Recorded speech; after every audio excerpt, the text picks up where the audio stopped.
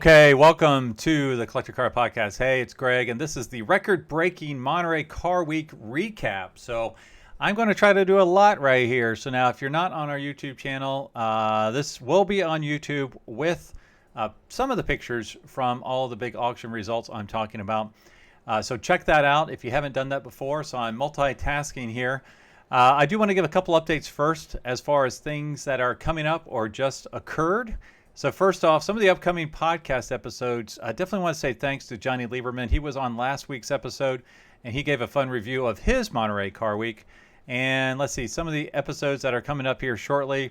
The 2022 bull market update. So as a reminder, these are cars that I picked that I thought would grow significantly in the following 12 months. That 12 months is about up. So let's see how well I did in picking out cars that I thought would overachieve the market.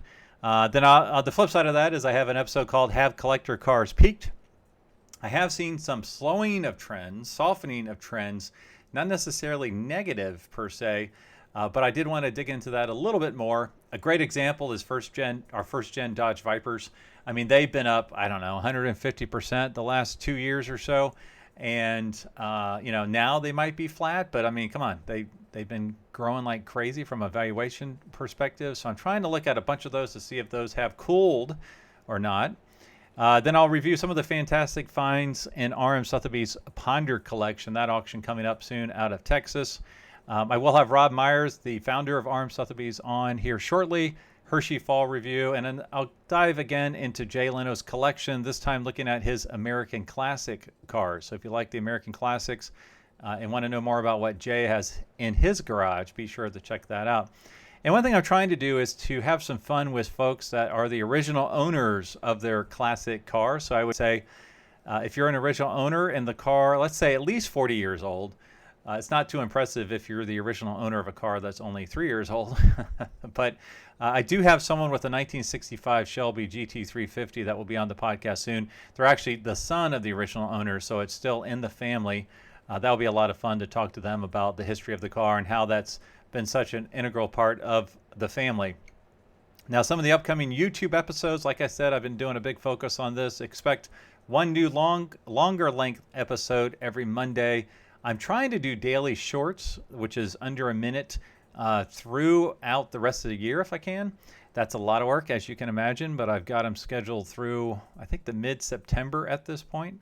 So some of the episodes, I just posted the Sally Carrera record-breaking sale. That's the 911 that was auctioned off, a joint venture between Pixar and Porsche and RM Sotheby's, that hit a record price. You can actually be in the audience and watch this sale occur. So go to YouTube to check that out. I have historic Le Mans race cars at Laguna Seca coming up. That should be out this Monday. A review of the Blackhawk collection that will post this Monday. Laguna Seca will be the Monday after that. I do a complete show field tour of Concorso Italiano. I judged at that particular show. Great Italian cars. So I did a full walk for you, so you can check it out. I also do a brief walk of the Quail motoring event. I do kind of a recap of my Monterey Car Week experience. A lot of fun stuff. Let's see, what else do we do? Oh, in the future, I did stumble across a Jaguar junkyard. I thought it would be fun to show you that. I have a mega Shelby collector. He's got 45 Shelbys lined up on a wall. You'll get a sneak peek at that. And then some classic Porsches at the Red Brick reunion here in Ohio that happened a week or two ago. And lastly, I do have some dusty barn finds I'll share with you. And one I'm the most excited about, it would have to be this Ferrari I found in a field. So yes, that is correct. A Ferrari I found in the field. I did a little video. Check that out. It will be a short, so it will be out there soon.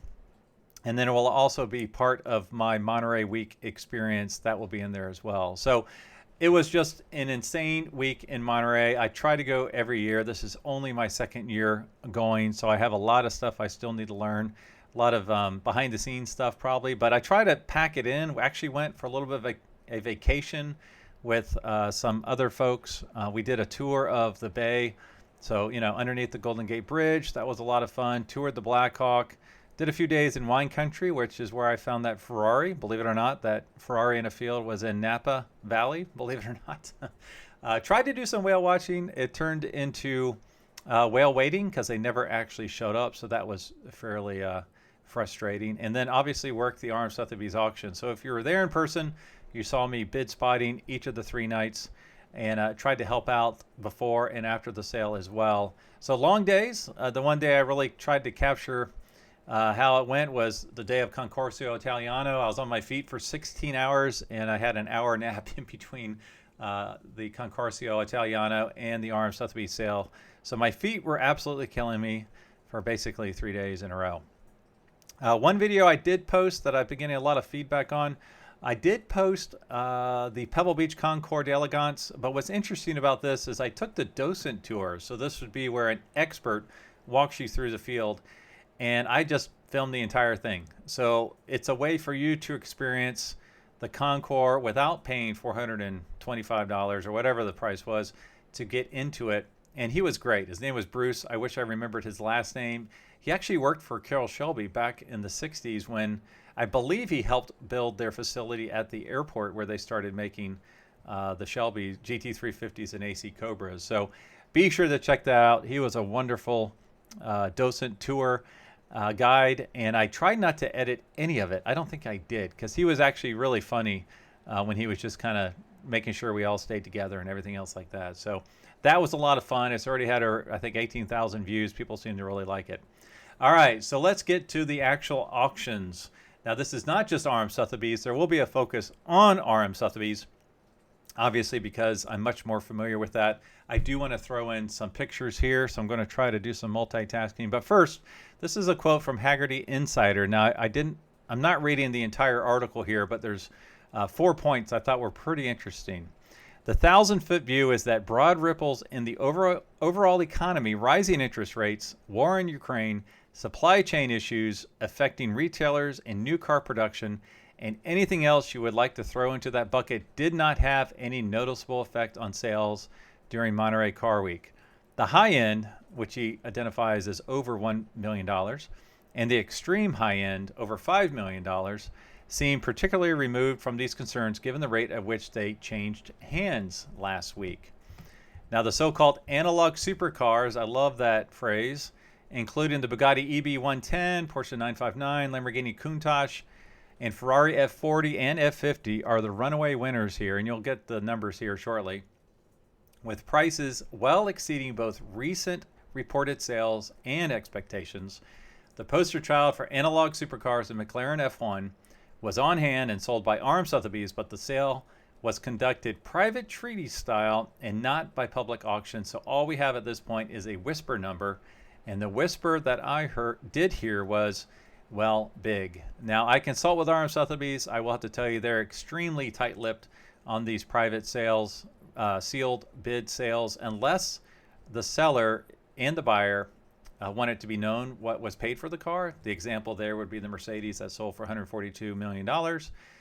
If they don't, you'll probably never hear about it. I heard a couple whispers, but honestly, they were so far removed from being legit, I won't even mention them. All right, let's see the next part of this article. The generational shift we have talked about ad nauseum is finally here. If the above paragraph doesn't quite tell you that, I will. We boomers, now I'm a Gen X, not a boomer, are about to be eclipsed by Generation X in the marketplace, and the cars they want are those cars that made the noise, actually in this case, both figuratively and literally, in Monterey. But not the biggest dollar cars, for those boomers still rule, which you'll hear that in a second when I review the top 10 cars that sold over the week. But it was clearly RM Sotheby's that championed the week with its domineering 3 nights of auctions. The stunning, here we go, 2022 Pebble Beach winning 1932 Duesenberg J Sports Tourer, restored at RM's restoration facility in Canada, was the rather large cherry on top. So if you're watching on YouTube, I just put up a picture of the award-winning Duesenberg. Stumbled quite a bit right there because I'm trying to do 3 things at once. All right, let's see. So I'm going to go into the auction house results here. I'll give it for the 5 auction houses. that had activity over the week and the weekend. It was a record-breaking weekend for the auction houses with $478 million worth of cars sold over the week, led by RM Sotheby's $239 million, which represented half of the cars sold over the entire weekend. 2015 was the closest previous year with $394 million in sales. Now, I did read an article that said if you actually adjusted that for inflation, 2015 actually sold more value worth of cars than 2022. Even though 2022 is a record, if you put apples to apples, 2015 still would have eclipsed it. Now, what happened in 2015 and 2016? I think it was September of 2015 is when the market peaked, and then it went down quite a bit after that. So are we about to peak in a month? I don't know. We'll see here shortly. Now, there are $148 million cars on offer, and RM Sotheby's had 5 cars whose estimates eclipsed $10 million. 112 plus $1 million cars sold for $324 million. The average price of the 782 cars offered was about $592,000. Now, I'm going to get into some numbers here. Let's see. This is just overall for each of the auction houses. Now, I do consult with RM Sotheby's, so I am a cheerleader for RM Sotheby's because I do a great job. Even if I wasn't, it's hard not to be impressed by how big their weekend was. It literally dwarfs all the other auction houses. Actually, like I said, it covered, RM Sotheby's sold more than the other 4 auction houses combined. All right, so like I said, total sales for RM was about $340 million. Gooding was number 2 with $105 million. Then you had Broad Arrow, their first auction ever, $55.3 million. Mecum was at $52 million. Bonhams came in at the end just under $28 million. Now, when you look at the lots offer and the percent sold, again, RM was number 1, almost 95% of the cars sold, which is really insane. Based on what I've seen in my limited time in the auction world, anything over like 85% is considered good. Anything over 90% is considered great. Hitting 95%, anything over 90% is great. Anything over 95% or near there is just unbelievable. Let's see, Gooding had 84.9% sell-through rate. Broad Arrow, 87.8%. Mecum, this was surprising. They only had 64.5%, which I think spoke more towards the quality and the price point, because they had a lot of stuff like motorcycles and odds and ends and some barn finds. Didn't really seem to resonate with the folks over the weekend. Bonhams had 88.5% sold. And for all 5 auction houses across the board, that's just over 1,000 cars sold. I'm sorry, just over 1,000 cars offered, 810 sold, and that's a 78.5% sell-through rate. Now, when you look at the top 10 cars, the most expensive cars, I guess, the top 10, RM had 9 of the 10, and Gooding had 1. And then when you look at the average price per car, this really shows you the difference in dollar price point based on the different auction houses. Coming in last was Mecum. Their average car cost $177,000. Let's see, second to last was Bonhams, $226,000. And then we have a big jump to Broad Arrow. Average price of their car was $700,000. And then Gooding, average price of their car was $778,000. And here's where it's really nuts. RM Sotheby's was number 1. Average price almost double Gooding's, $1.3 million per car. All right, so let me go into the top. Let's see if I can do this here. The top sales from each auction house. So if you're watching me online, I'll throw up a picture of each of these cars if I can. So from RM Sotheby's, hey, I got that right. It was the 1955 Ferrari 410 Sport Spider. This thing sold for $22 million. It was really amazing to see this sell in person in the auction. At some point as a bid spotter, I just stopped because I'm like, all right, nothing's happening in my section. I'm almost going to just sit down here and enjoy the rest of it. Now, I think I can say this. Hopefully I won't get in trouble because it was very public. The winning bidder on that was actually Dana Mecum, which is interesting. Big time Ferrari collector, a big connoisseur of the brand. Good guy from everything I've heard. He was there in the audience bidding on this car. All right, let's see. Number 2. Now, this was from Gooding. This is not the best picture of it, but it is a 1937 Bugatti Type 57 SC. And this one sold for $10,345,000. Now, the third highest, number 1 from Broad Arrow was a 1957 Ferrari 250 GT, long wheelbase, Berlinetta, Scaguletti, Tour de France, TDF, Ferrari. Now, this is interesting because there was at least 4, possibly 4 TDFs selling over the weekend, and I think this was the highest price off the top of my head.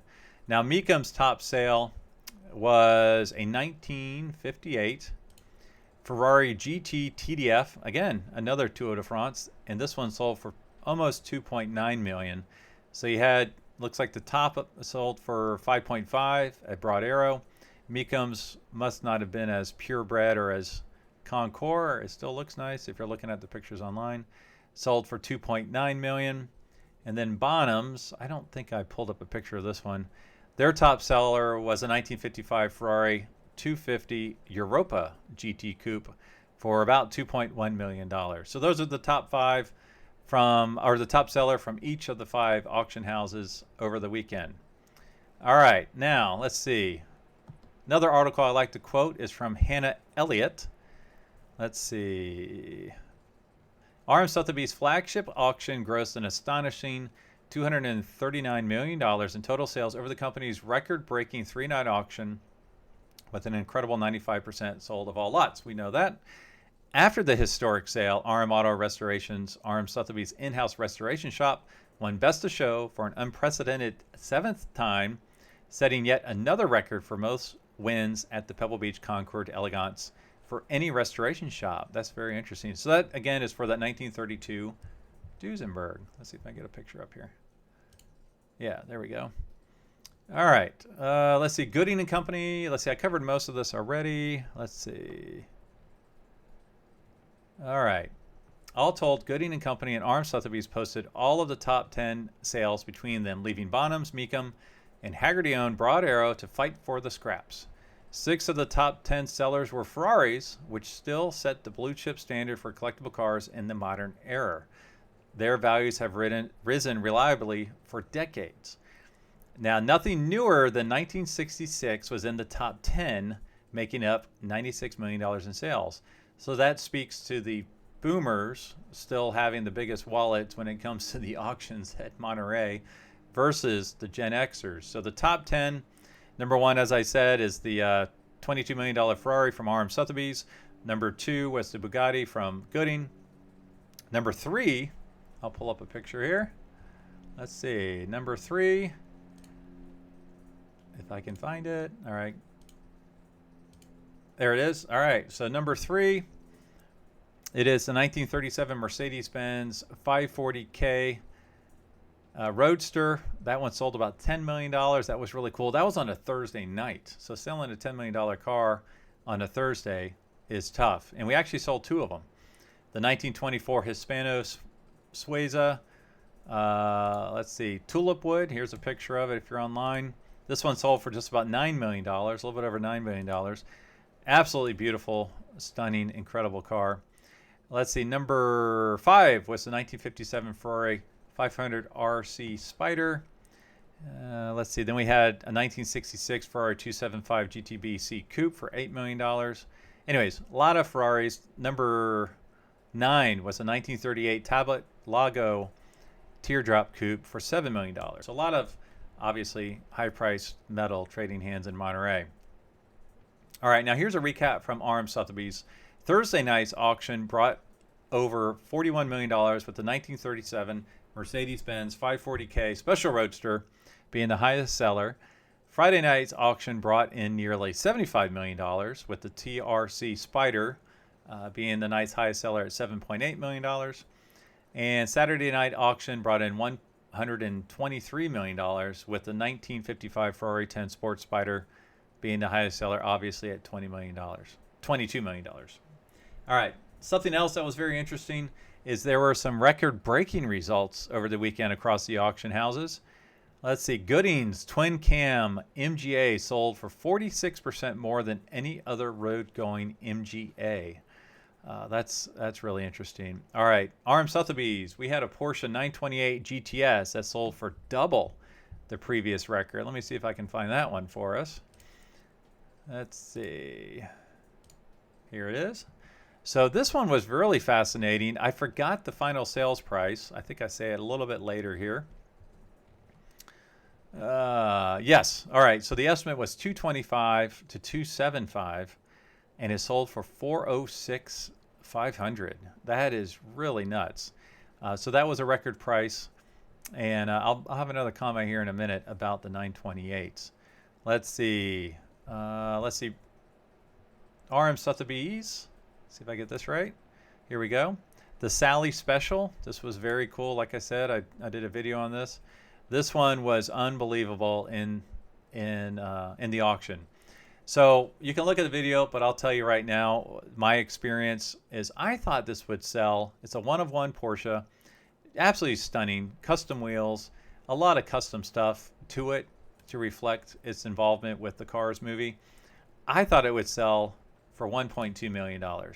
Now, I was the highest of everyone I spoke to. I quizzed a lot of the RM Sotheby's folks, 8 or 9 of them. It was anywhere from 500 grand to 880. I think there was $1 million one in there. And I was outside taking some pictures of this beautiful car. And 2 of the folks from Porsche were there, as well as Jay Ward, who was very integral in the Cars movie. And I asked him, and he said $600,000 to $700,000, and the Porsche folks kind of nodded. I said my number was 1.2, and Jay just said we would be over the moon if that indeed happened.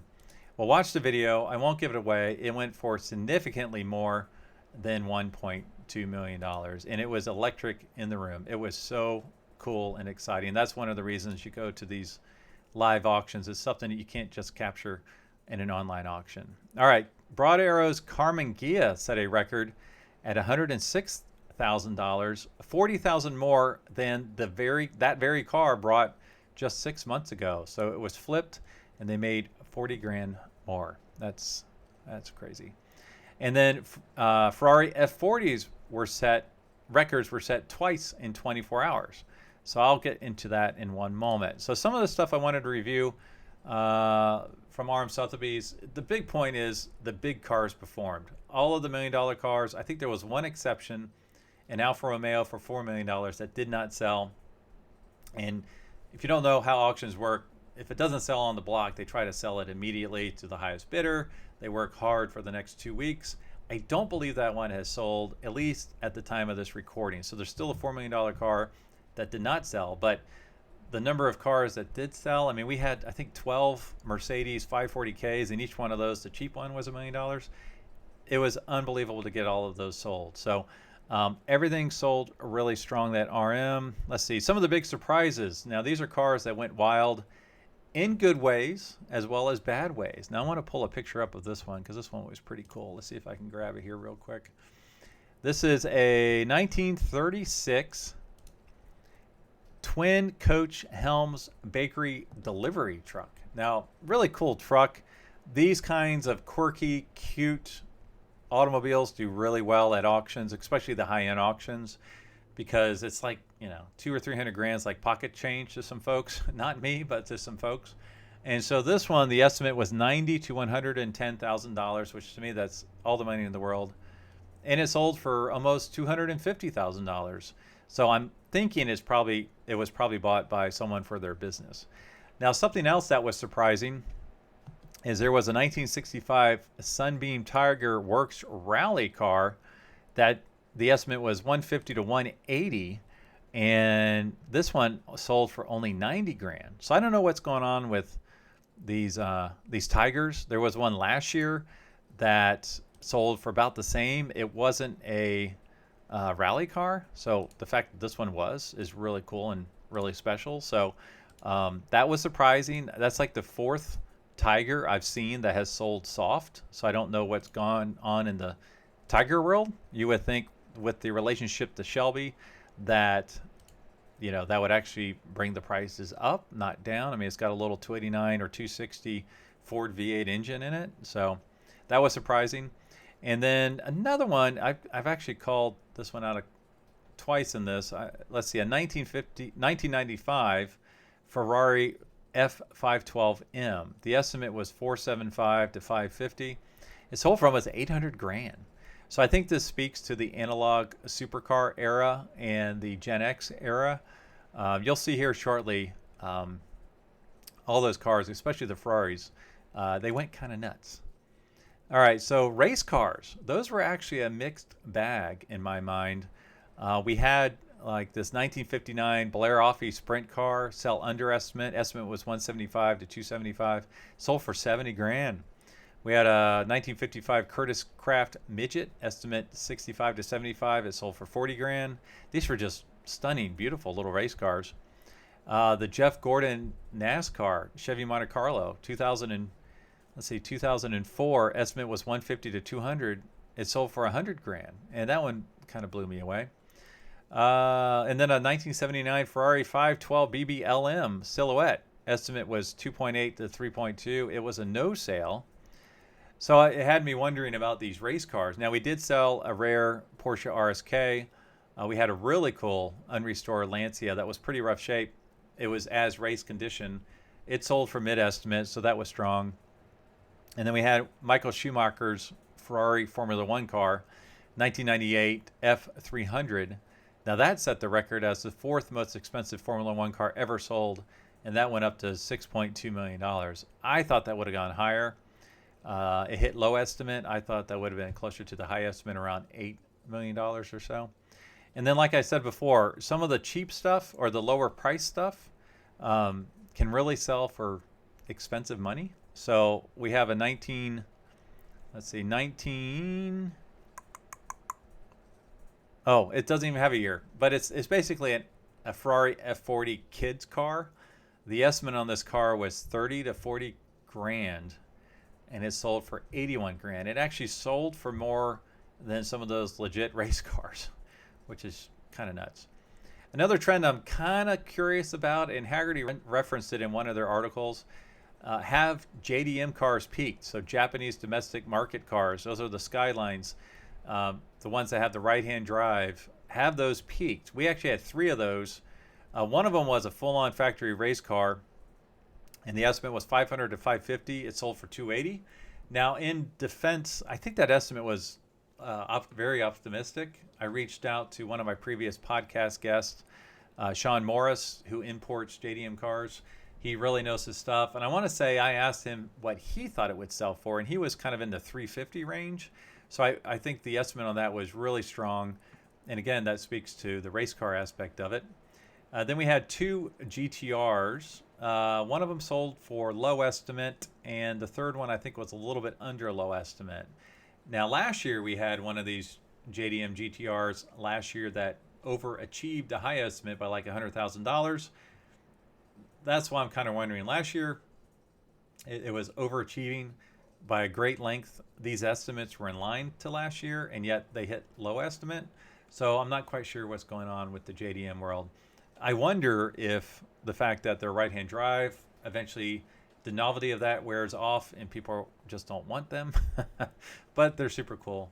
I mean, I would love to have one. All right, and then I mentioned the Porsche 928 that sold for a record price, twice the previous record price. There was actually one we had in our auction that sold significantly under estimate. The estimate was $150,000 to $250,000, and it sold for $100,000. What was interesting about this, if you just took it as is, that was a strong price because I believe it had a rebuilt engine. You know, the original engine had like 100,000 miles on it, but it's an ex-George Harrison car from the Beatles. So what does, celebrity ownership tie to the car? A little bit in this case. I don't think as much as everybody thought. So that could also speak to the boomer generation transitioning to Gen X. I don't think Gen X cares as much about the Beatles, even Steve McQueen, any of those guys from the 60s as the boomers. And that might be reflected a little bit in this 928. All right, the last thing I wanted to mention, let's see. Oh, you know what? I need to pull this picture up. This is one of my favorite cars from the sale. It is, let's see if I can get it up here so I can read what it is. All right, here we go. A 1952 Lancia Aurelia B53 wagon, Woody wagon. So if you're listening to this audio only, go to Arm Sotheby's and look at the Lancia wagon we sold at Monterey. I was in love with this thing. I'm not a wagon guy. I used to not be a dark green guy, but until I had my 66 Mustang in ivy green. And so this is, Italian, it's a wagon, it's a Woody, it's dark green, it's right-hand drive. It has a wooden luggage rack on top with old wooden skis. I just fell in love. It has an outdoor hinge for the rear door. The doors are suicide. I just thought this was the coolest thing in the world, and it sold for about $100,000 over high estimate, which made me feel actually kind of good, knowing that whoever bought it and spent that much on it is going to hopefully really appreciate it, take great care of it. Oh, and it's a V8. I mean, just super, super cool wagon. I can't believe I'm saying those words.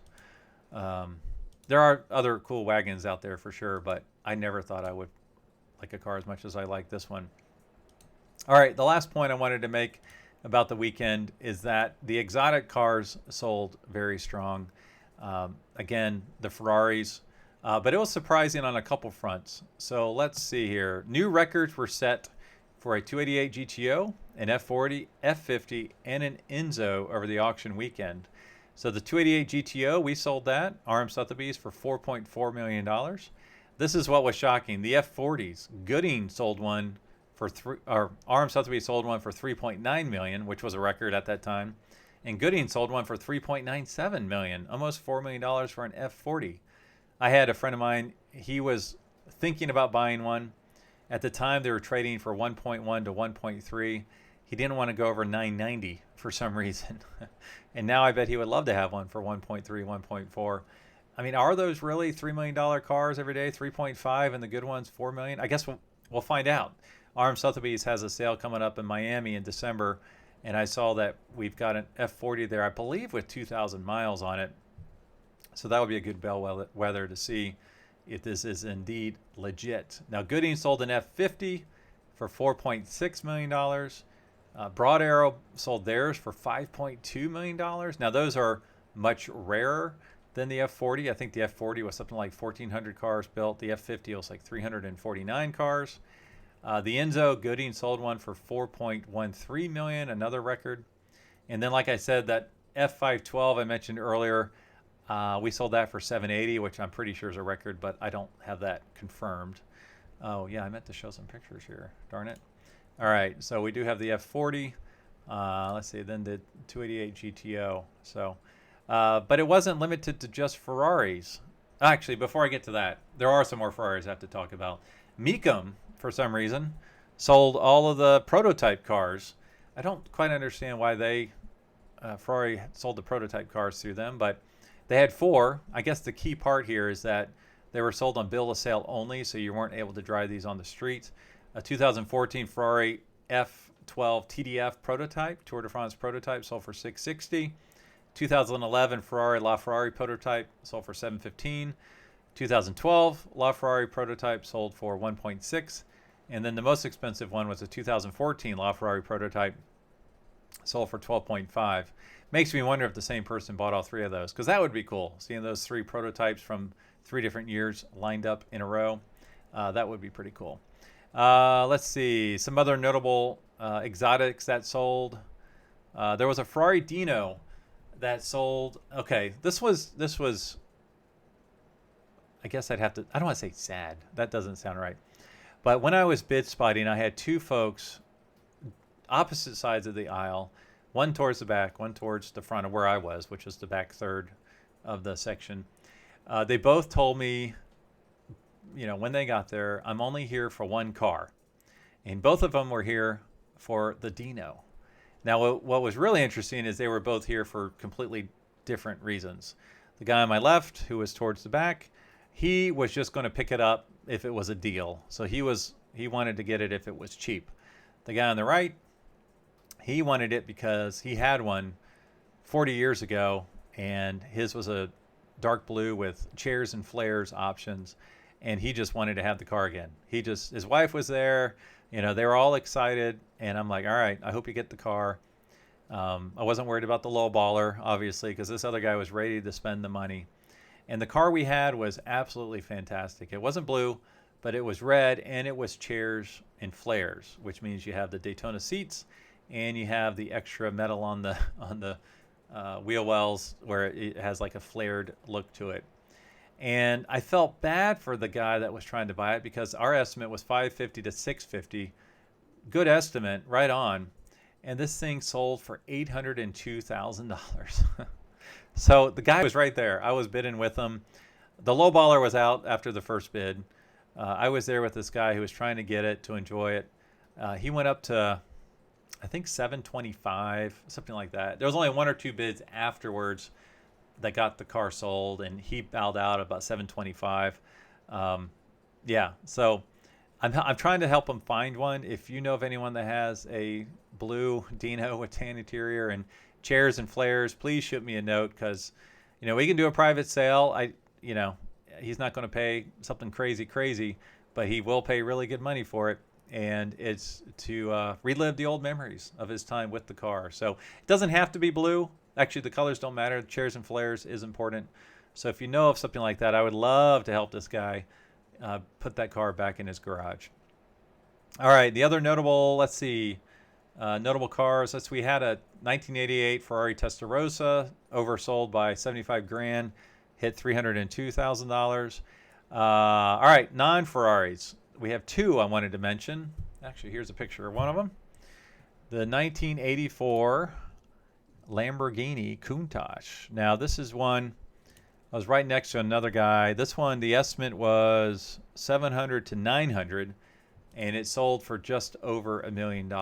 And the guy that lost out, he said, hey, I am trying to find a white-on-white Countach pre-1987. So if you're one of the folks that has one of those and would like to sell it, again, please shoot me a note. Greg, or GStanley at rmsotheby's.com. Those of you who have listened to me for a while know that the first exotic car I ever saw in person was at the Racket Power off State Road 13 in Jacksonville, Florida, in the parking lot, and it was a 1983 white Countach. I believe it had red interior, so I have a special affinity for these Countaches. Even though I know they drive like grain trucks, as one of my clients who has one will tell me quickly. All right, the other car I wanted to mention is a 1993 Jaguar Xj220. This one we had an estimate of $450 to $550. It sold for $566. It was really cool because it was maroon in color with tan interior. And it's interesting. I like the look of those cars. I know that they had a bad rap. Not a bad rap, but they weren't as promised. They weren't the V12. They were a 6. A lot of different things. They're called the XJ220, which means it's supposed to go 220 miles an hour. It can only hit 217. I say only. Anyways, but what I'm finding as I talk to folks about analog supercars, folks really like those Jaguars, mostly because it's the pinnacle of Jaguar performance. But then also when you go to these cruise-ins and you see Lamborghini after Lamborghini or Ferrari after Ferrari, you rarely ever see someone show up in a Jaguar supercar. So it's that exclusivity, that rarity, that seems to be driving up the XJ220 prices right now. And honestly, I don't think those will go down anytime soon. All right, that's it for my Monterey Car Week review. Be sure to check me out everywhere that I mentioned earlier. And as always, thanks for listening, thanks for watching, and sharing the Collector Car Podcast with your auto enthusiast friends. I will talk to all of you next week.